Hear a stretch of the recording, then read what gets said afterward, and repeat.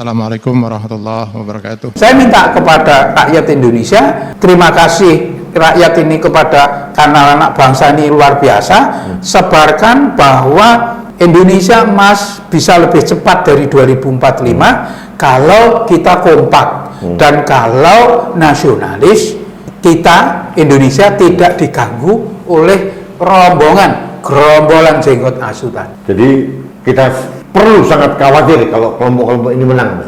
So jelas Harus khawatir. sangat. Nah, yang pertama saya lihat memang yang nyata saja terjadi dalam tanda kutip yang namanya hambalanisasi bagi proyek-proyek yang dibangun Pak Jokowi. Kalau kelompok ini menang, pasti. Nanti dendam dong, Pak. Jadi ada hambalik itu yang masih belum selesai itu bisa dimangkrakan gitu, Mas. Kita menjaga kehormatan dan marah Pak Jokowi. Jangan sampai beliau nanti sudah pensiun dari presiden masih diutik-utik juga. Padahal jasanya luar biasa. Nah, oke, Mas.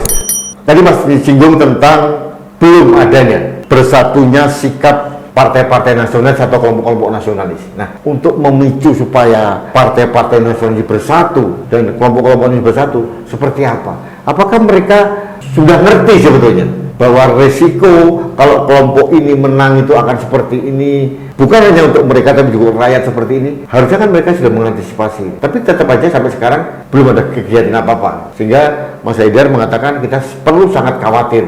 Harus seperti apa menyolek mereka ini, Mas? Kembali lagi, kita ini sekarang di hadapan semua orang juga tahu ini, posisi sekarang ini sudah tahu bahwa di kelompok yang sana itu sesama anak bangsa ini ada yang dikatakan itu fokus mereka ini. Narasinya fokus terus ke Anies Baswedan. Satu komando. Fokus.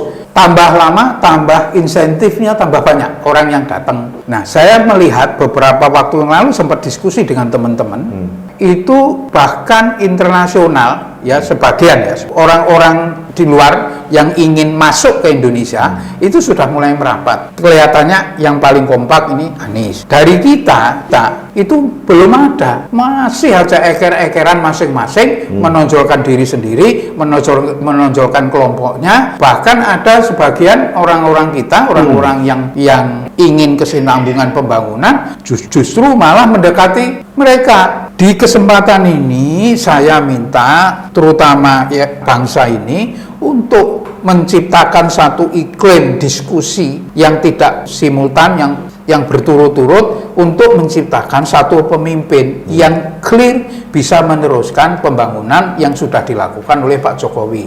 Tidak justru merusak. Iklim merusak ini, sifat rakyat kita ini baik, nurut sebetulnya. Sifat dasarnya nurut. Nah, yang kita takutkan adalah sikap dari para pemimpin yang tadi mau tidak mau orang-orang yang bermusuhan, yang orang-orang yang berseberangan dengan Pak Jokowi ini ada semangat dendam. Itu pasti itu saya katakan. Nah, semangat dendam ini bahaya. Nanti begitu kalau mereka ini menang, semangat untuk menghambalangkan itu timbul. Karena tidak mungkin begitu Pak Jokowi lengser, pembangunan berhenti kan nggak mungkin. Pasti ada yang dilanjutkan. Masih setengah jadi, 3/4 jadi, 1/4 jadi. Nah, saya tidak yakin dengan para pemimpin kita yang legowo mengakui bahwa Pak Jokowi adalah tokoh nasional kebanggaan Indonesia yang sudah membangun selama 10 tahun dan berhasil. Saya tidak yakin bahwa pengganti Pak Jokowi kalau bukan dari lingkaran yang tadi saya sebut itu akan mengakui.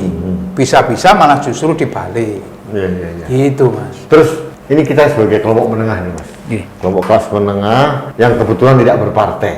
Apa yang harus kita lakukan untuk memberikan penyadaran pada parpol? Karena begini, Mas, sebagai konsekuensi logis dari ada aturan-aturan dalam konstitusi kita, tiket itu presiden atau apa itu kan tiketnya itu kan keluar dari partai gitu ya. Otomatis kita harus mensupport atau memberikan suatu penyadaran partai untuk sadar hal ini. Jangan sampai warisan dari Pak Jokowi ini akan terlantar atau bahkan sebaliknya menjadi destruktif gitu. Yang kedua yang membuat saya agak jengah ini, Mas, yang tadi Mas Haidar sampaikan, kalau kelompok ini menang nih, kelompok yang didukung oleh para kadrun dan jenggot asu ini merajalela dan menguasai Indonesia, itu kita akan setback yang luar biasa. Budaya Nusantara akan remuk redam dan kita bukan malah bangkit, kita akan berjalan ke arah mundur. Dan ini kan warisan yang buruk buat anak cucu kita. Nah, dengan premis itu gitu Mas. Kira-kira apa yang harus Mas Haidar lakukan? Mas, selain kita membentuk tim gitu ya. Bagaimana kita harus mendekati ketua umum partai dengan cara apa? Seperti apa? Menyadarkan mereka ya. Kalau menurut saya apa yang sudah dilakukan oleh Mas Rudi CS ini itu sudah pas, Mas. Sudah bagus banget mengedukasi kepada masyarakat.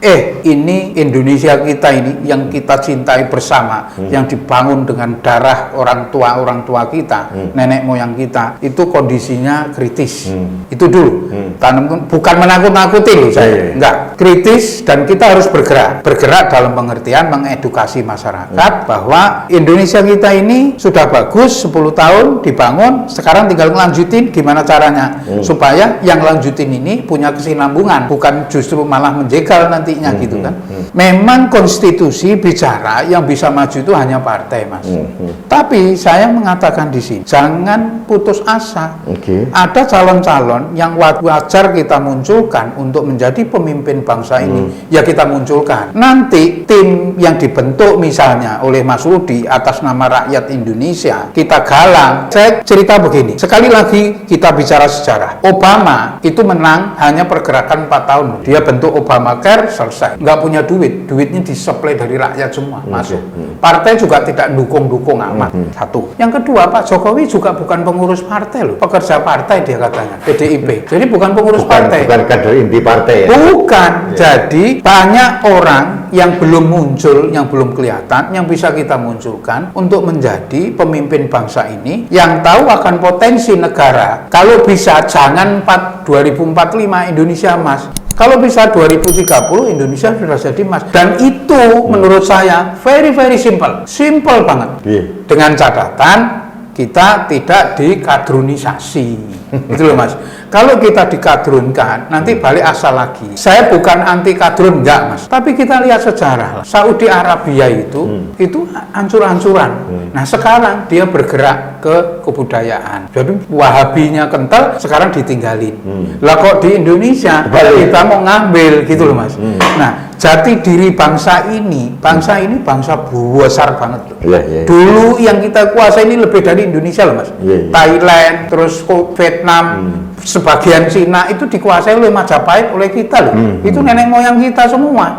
Dan sejarah membuktikan bagaimana canggihnya negara Indonesia Raya kita ini. Itu dulu dari tahun seribuan, tahun 1000 loh. Bukan 1900, bukan. Dari tahun 1200, 1300, bagaimana Indonesia ini menjadi negara superpower. Itu ditunjukkan dengan sejarah-sejarah nenek moyang kita.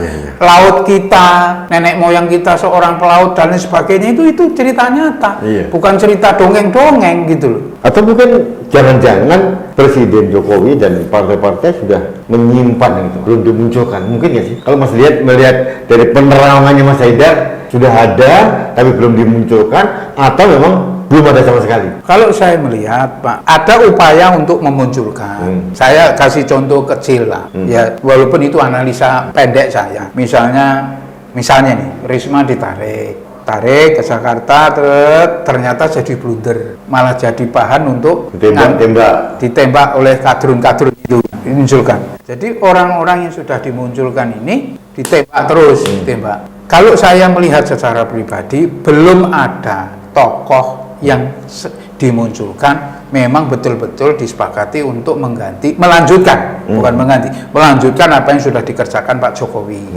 Jangan malah nanti muncul yang kita antisipasi justru yang membegal apa yang sudah dikerjakan oleh Pak Jokowi.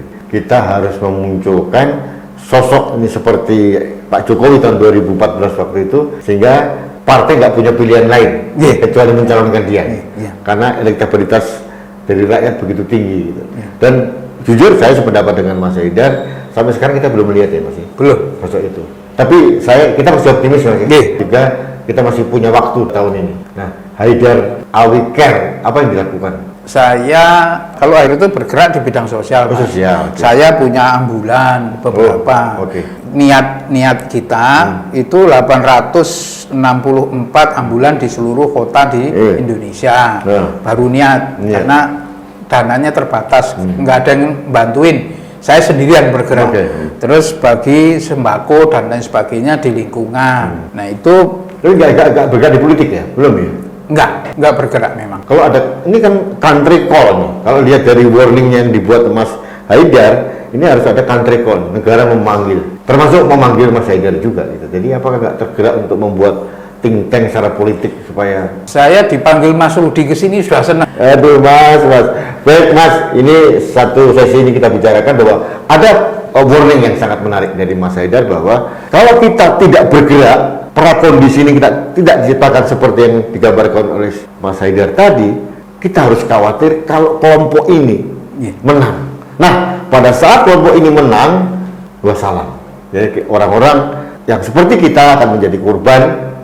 Yang kedua, itu adalah ancaman keberagaman menurut saya. Karena kelompok ini, mohon maaf dengan segala hormat saya, memang kayaknya anti keberagaman ini Mas, sangat intoleran gitu, menurut saya. Intoleran. Karena kalau kita bicara intoleransi, setahap lagi kan udah radikalisme. Di ujungnya lagi terorisme. Seperti kasus kemarin Mas, bagaimana terjadi di Poso gitu ya, ada pemenggalan 4 orang petani karena kebetulan ini Kristen gitu ya. Saya tidak melihat empati dari kelompok-kelompok Islam dan orang-orang Islam di media-media ini gitu ya. Kadang saya heran juga ini. Kenapa kita memandang saudara sebangsa sendiri, empati kita jadi hilang gitu, hanya gara-gara dia berbeda agama. Ini kan agak aneh bin ajaib. Ini yang harus dimanai, karena sikap massal rakyat Indonesia yang menyikap masalah Poso ini bagi saya adalah bibit-bibit intoleransi. Nah, inilah Mas Rudi, saya potong sedikit. Inilah buah dari hasil penyekatan kita, polarisasi tadi antara kelompok yang tadi, kelompok cebong sama kelompok kampret tadi. Ini buahnya. Jadi ketidakpedulian terhadap sesama anak bangsa itu luar biasa sekarang, luar biasa nggak peduli karena pembelahan tadi, polarisasi tadi, sehingga orang mikir ini yang disakitin siapa? Oh, bukan golongan saya, wes ben. Padahal sesama anak bangsa. Saya sekali lagi saya katakan bahwa Sayyidina Ali bin Abi Thalib itu mantunya Rasulullah, itu bicara atas nama Rasulullah, mengatakan ada 2 saudara, sama-sama saudara kandung ini. Pertama saudara sesama agama, kedua saudara sesama anak bangsa. Jadi kedudukannya sebetulnya ini sama. Kalau kita mau belajar agama yang benar, saudara sesama anak bangsa dan saudara sesama agama itu sama persis. Jadi nggak ada pemisahan antara oh kamu ini begini. Sekali lagi Mas Rudi, saya katakan untuk pesan kepada rakyat Indonesia, jangan pernah berpikir oh itu tidak mungkin. Enggak, jangan. Sekali lagi jangan. Karena apa? Sekali lagi saya katakan, di Syria tahun 2016 ada lomba sadis-sadisan membunuh, mengeksekusi tawanan. 167 orang dieksekusi sadis-sadisan. Pemenang pertama, kedua, ketiga, ranking 1, 2, 3 itu dari Indonesia. Padahal dulu digembar-gemburkan kita negara yang santun gitu. Itu makanya. Ternyata Arab kalah. Arab itu dari dulu sampai sekarang itu wis perang, perang terus gitu. Tapi kalau masalah sadis ternyata kalah sama orang Indonesia. Kalah. Jadi jangan pernah berpikir bahwa Indonesia kita ini tidak mungkin dijadikan chaos. Oh mungkin banget. Kalau kita nggak hati-hati, 2024 selesai kita.